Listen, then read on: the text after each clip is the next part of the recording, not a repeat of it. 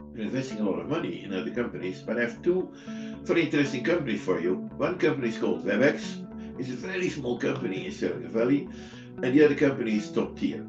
It's education permanence.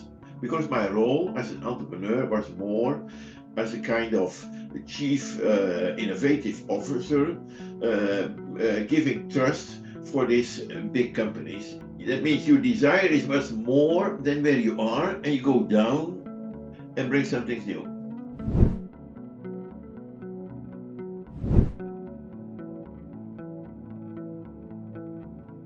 So, as we move on, Jan, thank you again for your time as we talk about embracing true disruption. So, Yeah. we heard about your life in the previous one, and in this one, we want to hear about your power to your grace to embrace the true disruptions. And like me, you're a fan of Christian Claytonson, and we all believe in disruptive theories. And I've seen no one practicing disruptive theory more than you. And again, for me, it's a part of the butterfly effect, informed decisions creating a better world. So over to you. Now, it came was on end of the 90s. After 20 years in Baan, I started on my own. On that moment, we had 5,000 employees, but not only 5,000 employees, 25,000 people working for partners. That means 30,000 people were day and night dependent on my product, and we were with SAP number two in the world of ERP. Gartner mentioned in 1998 that SAP was maybe the biggest, we were the most innovative company, leading. I was able to win the Boeing deal in 1995, 1994. It was a deal with that propelled us tremendous, 40,000 users, and we are able to win this deal from SAP and from Oracle. And that was after being public in 93, the Boeing deal that propelled us tremendous. And then we moved from $60 million revenue in a few years to $680 million revenue. Now, all the people came to us, and it is a dangerous element on one hand, and we were leading. But I came to the conclusion in 1998, listen, I'm leading, but what we are doing is I'm not using the internet because it is not built on a browser. And I became more and more aware of the internet, and I said, okay, that is we are obsolete. Maybe a little naive, thinking that ERP is becoming maybe the end of ERP, because ERP should be a product on the internet. There's nothing on the internet. Now, and then I invested in two interesting companies because I used part of my shares investing in the slipstream of Baan company. And I had two interesting companies. I had my CTO those days was in Silicon Valley, John Jendricks, and he came to me and said, Jan, you're investing a lot of money in other companies, but I have two very interesting companies for you. One company is called WebEx. It's a very small company in Silicon Valley, and the other company is Top Tier. And Top Tier is the first portal company. Now, and if I was you, I should invest in this company. Now, I invested for these small companies $100 million in both of these two companies because I believed in them. They was the first internet companies. WebEx was maybe one of the first SaaS companies in software as a service, and Top Tier the first portal. Now, and I did it in more in the way of use that to take Baan in the slipstream of Baan, bring some internet technology in it. Okay, but then I succeeded not in my way of thinking because my board was not interested in this one. Because the board shareholders are only invested shares. They call themselves shareholders. I came to the conclusion the name is wrong. You should call them share movers. Because I was naive. I was thinking they are friends of me and they're holding. No, they're gambling with me. They're moving, holding. No. Yeah. And and also they're looking for the short term. And I came to the conclusion that will not work. And therefore, I stopped as an entrepreneur in my company. I came to the conclusion, even you underestimate yourself, maybe 5,000 people. I started on my own. Can I continue do this one? It's all technology. Why should I not start again from scratch? Then means I burned myself because I was not able to do it in a combination with new technology because it's not accepted by the traditional shareholders. And on that moment, I had only 30% of the shares. When we went to Nasdaq, I had a majority, but then we did a secondary, and you put more money in, and I was still the biggest shareholder, but only a third of the shares. And my board had not the same vision. They say, no, we like to, we say at your service, but how can we milk you? It's more, say, taking care. This one. No. Then I concluded, say, okay, let's sell my shares and start again. And I started again with these two companies, WebEx and Top Tier, as an investor with a new company called Cordis.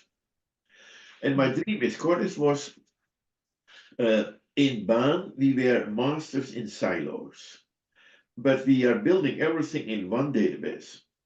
Even SAP, even today, you see the core of SAP is one database with 100,000 database tables. It's becoming crazy of crazy. It means everything is limited to one silo. You have a relational database, and it fits not in the world of internet, where you are thinking in many. And I came to the conclusion, the maximum of business is now a silo. And ERP is maybe the most complicated one.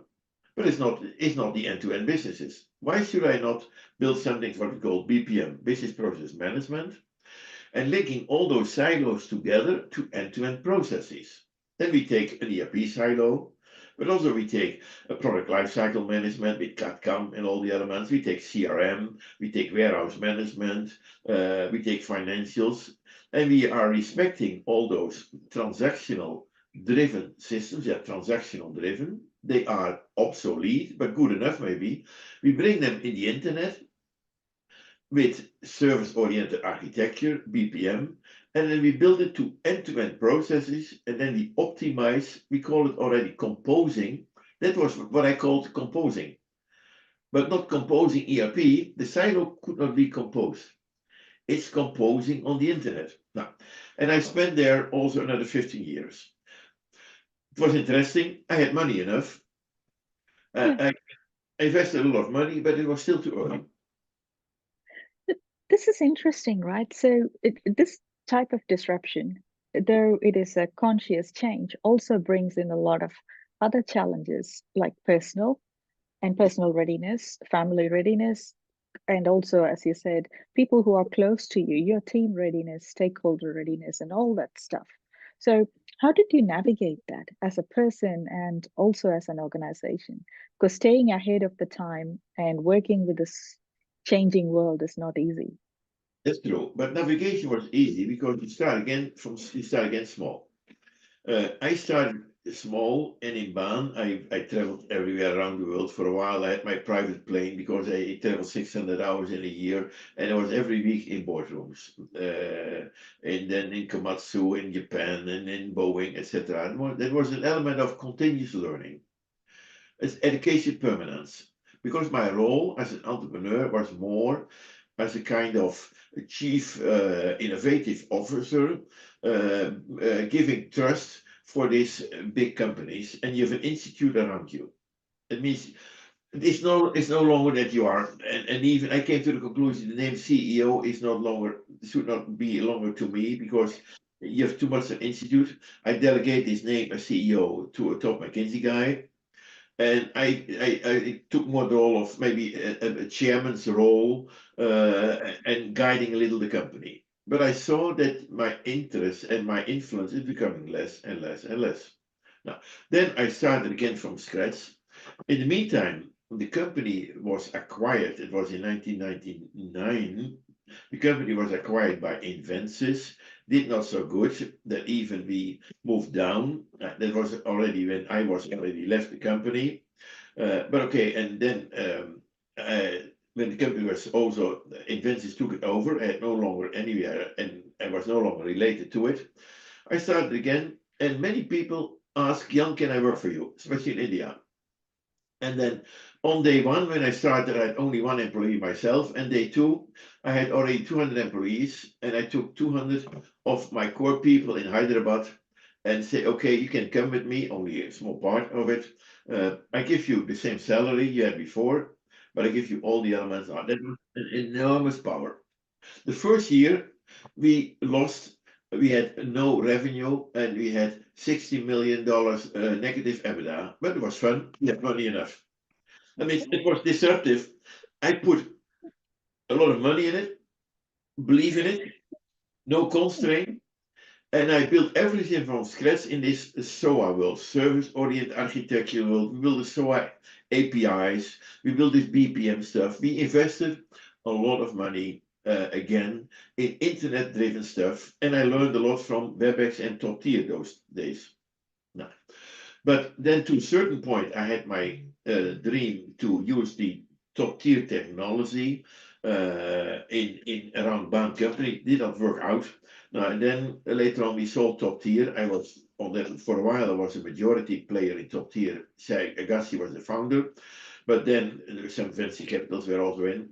But we decided let's sell top tier. We sold it to S&P. Was still amazing. Top tier those days was a company with only $10 million revenue.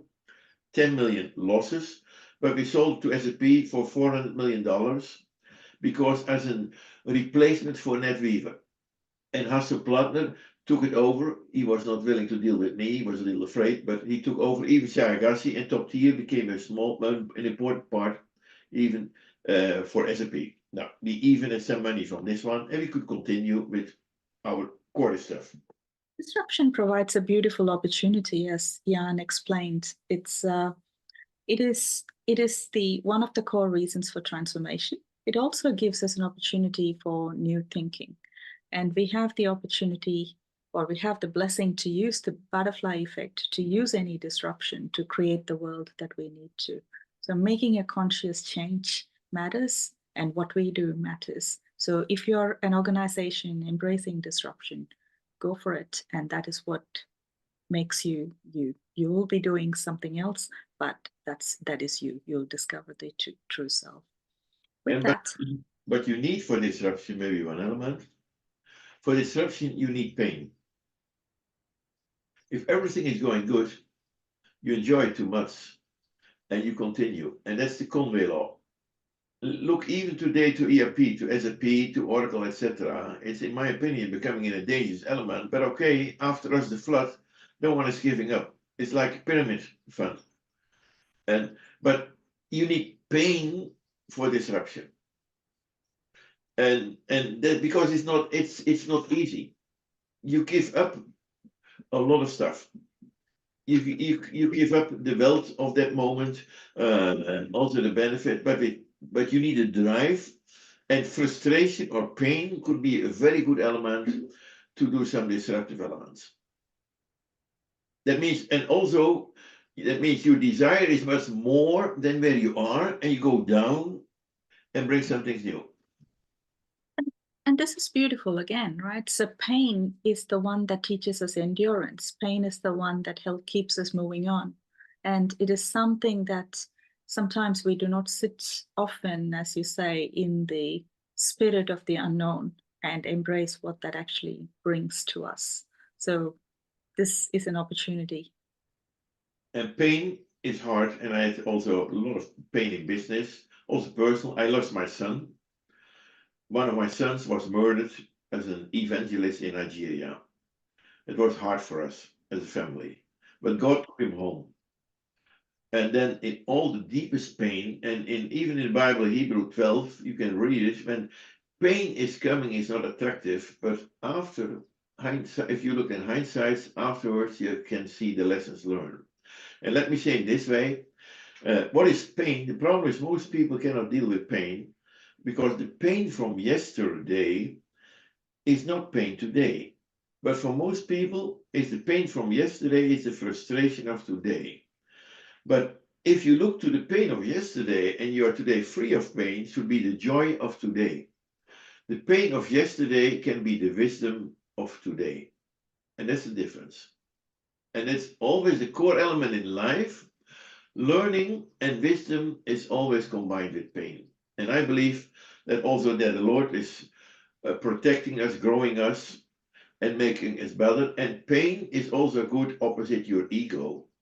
Because as an entrepreneur, Collins, one of the my lectures I admire a lot, is saying, listen, if you have no ego, you cannot be an entrepreneur. But the problem is, if the ego belongs to you, you are maybe the most miserable person in the world. The ego should belong to the institute.